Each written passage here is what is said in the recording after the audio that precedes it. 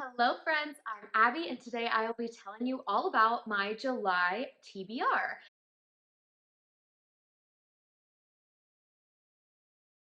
I'm so excited for July. I have two readathons planned. One is the monthly readathon that I do every month, which is the buzzwordathon, and I plan to at least read one book each month that fits the buzzword of the month. This is hosted by Books and Lala here on BookTube, and the word for the month of July is last.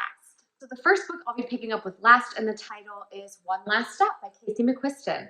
Casey McQuiston wrote Red, White, and Royal Blue, which I gave 5 stars. It's one of my all-time favorite romances. And this is a sapphic romance written by the same author.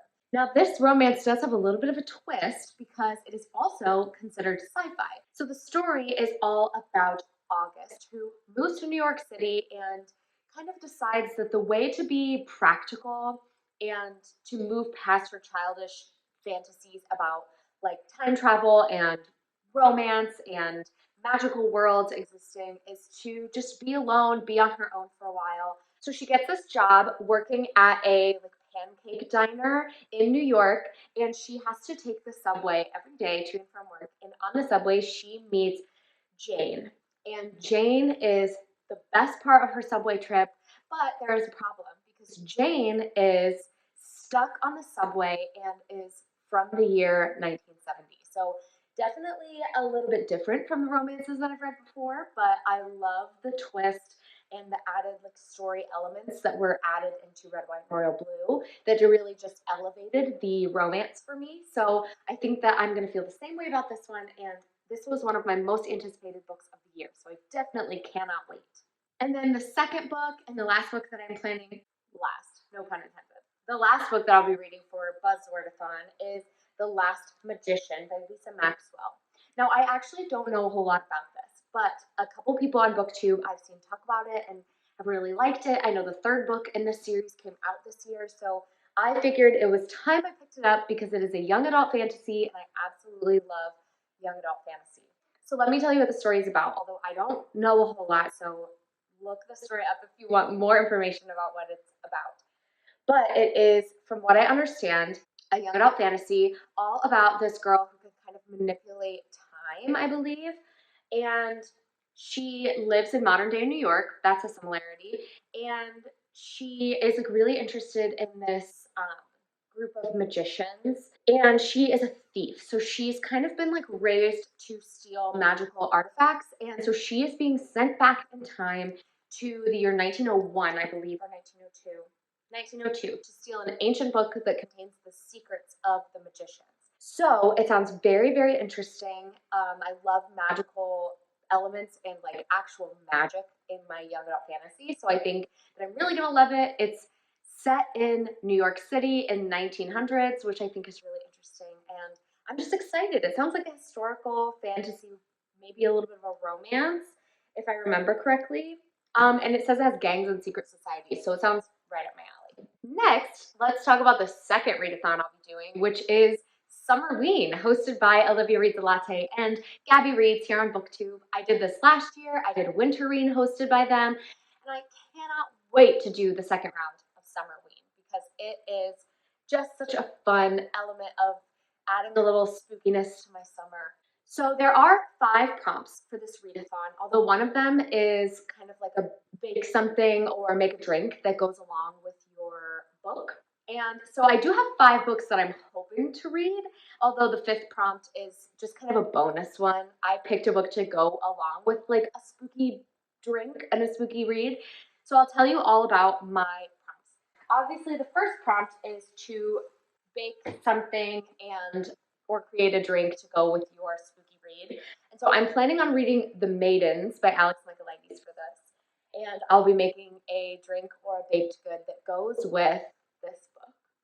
And The Maidens is written by the same author who wrote The Silent Patient, which I absolutely loved. And I've heard kind of mixed things about this, but ultimately very good things about how this is twisty. The twist at the end is crazy. And this book is all about this professor at this university who the students believe is a serial killer. And I don't know a whole lot else. I don't want to know a whole lot else. but the blurb says that it is a spellbinding tale of psychological suspense, weaving together Greek mythology, murder, and obsession. And those are my buzzwords for thrillers that I really, really love. So I cannot wait to pick this up. The second prompt is to read a paranormal book.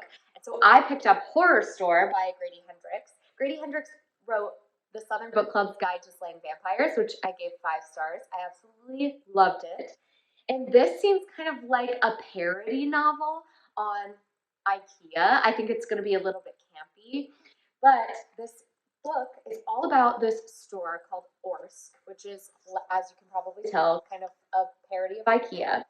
And it is about these employees who notice that something's a little bit off in the store and they get trapped there overnight. And throughout the night, they are not only trying to figure out how to save themselves, but are trying to figure out how to save the store. So there are paranormal elements as far as I understand. So I can't wait and just look at the creepiness. I think it is going to be something unlike anything I've read before, and I can't wait to pick it up. The third prompt is to read a horror novel, and so I picked up Bunny by Mona Awad. This is kind of a horror novel that I can't really explain because I don't know a whole lot about it, but it has come very highly recommended from a lot of people on BookTube who say it's the weirdest thing they've ever read, who say it is creepiest and like eeriest thing, that it's the strangest thing, but that it's something that really stuck with them. And a lot of people give it 5 stars. It's very highly rated. So I decided now is the time to pick it up.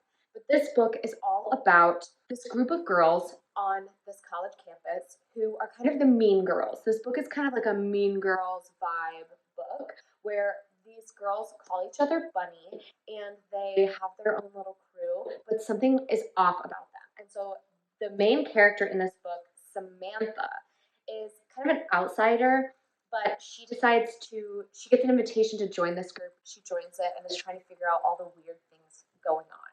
I don't know what to expect.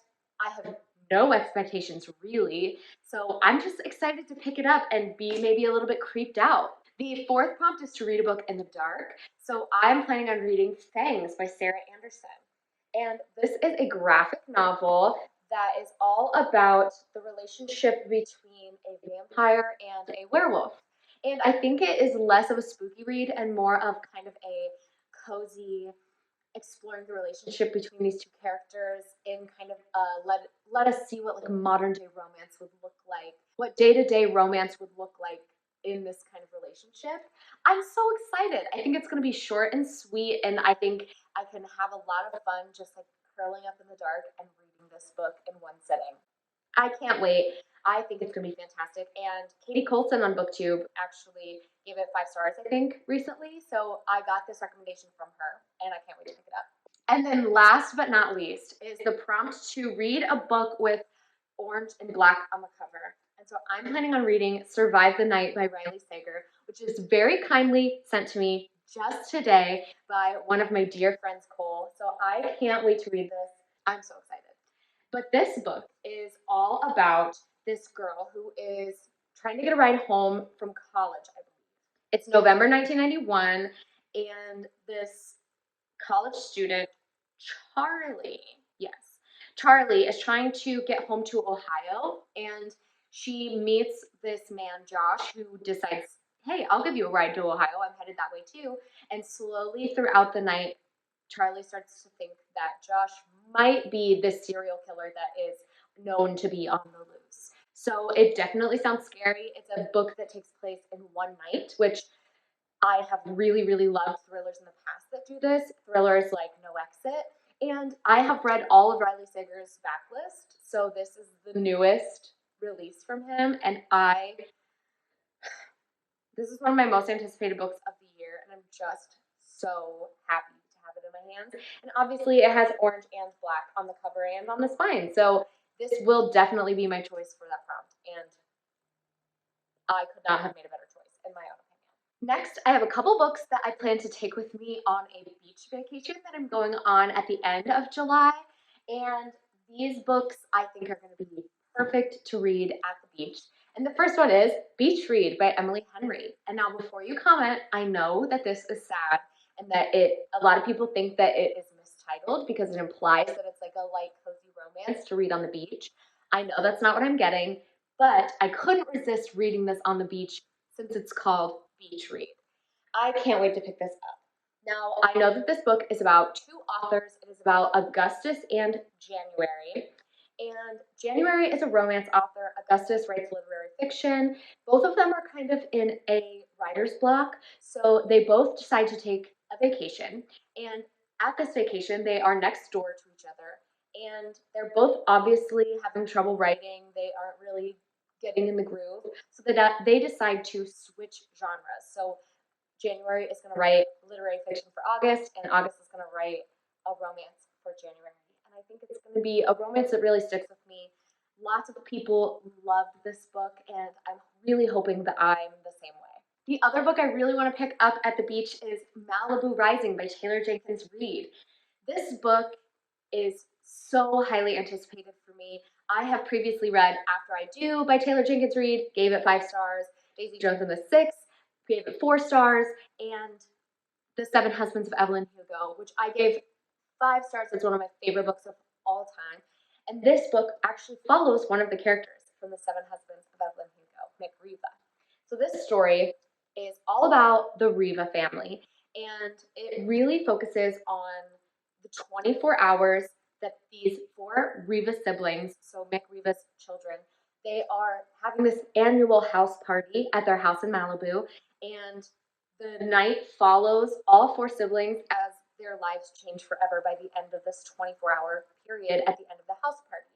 I hear it also goes back and forth between their perspectives and back to the 60s, maybe, or 50s, when Mick and his wife are meeting and falling in love and kind of going through their relationship. Taylor Jenkins Reid writes excellent family stories and excellent characters, and I just know that these characters are going to stick with me because all of her previous books have had characters that are some of my favorites of all time. So I'm definitely looking forward to picking this up. And everyone says that this book makes them wish they were on a beach and fall in love with Malibu. So I figure, what better place for me to read it than sitting seaside on beach? Next, I have a couple books that are just kind of wishful thinking. If I have extra time this month, I would love to get to them. And the first one is Watch Over Me by Nina LaCour.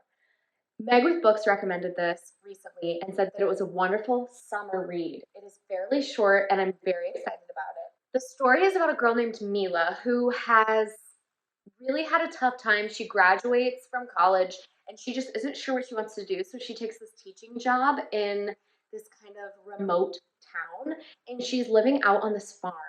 And she thinks that a new start would be great for her, but she didn't plan on the ghosts that are at this farm. I really have heard fantastic things. Look at this, it's stunning.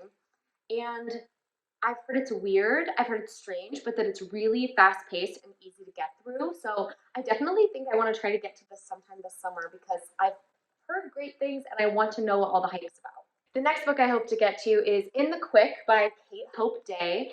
This is a sci-fi novel about a girl named June who is really interested in like the technical invention side of spacecraft and space travel. She has an uncle who created this fuel cell that is like a huge deal in the space community. It helps people stay in space a whole lot longer. And when June is 12, she witnesses or is part of the world seeing this ship, this spaceship, go missing with the entire crew on board, and people are blaming her uncle's work for that. So as she gets older, she joins this space group and is like doing this as her career. And her ultimate goal is to find this missing crew and prove that her uncle was not at fault. I have also heard that this has a sapphic romance in it, which I'm very excited for. I think that it's going to be some great representation for a space book. And ultimately, I just had to pick this book up because the cover just screamed like summertime sci-fi to me.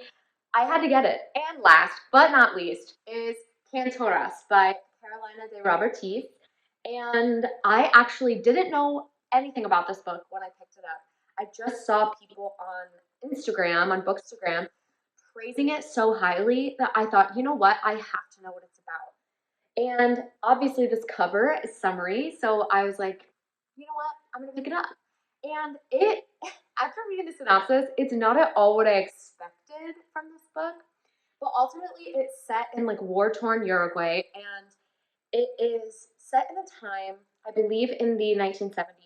Yes, 1970s Uruguay, where it is incredibly dangerous and illegal to be homosexual. And this group of women basically decide to live life their own way. So they find a secluded island and are living there. And this follows their entire life, I guess, on this island as they go back and forth to Uruguay and sometimes going alone, sometimes with a significant other, and really just cataloging their lives in this world. This book sounds like it's going to be all about like queer love and living your most authentic life. It says that it is about community and forgotten history, the strength of the human spirit. It says it's a tale about the fire in all our souls and those who make it burn. I really just, after reading the synopsis, it secured it for me that I had to pick this up very soon. And hopefully, July will be the time that I do.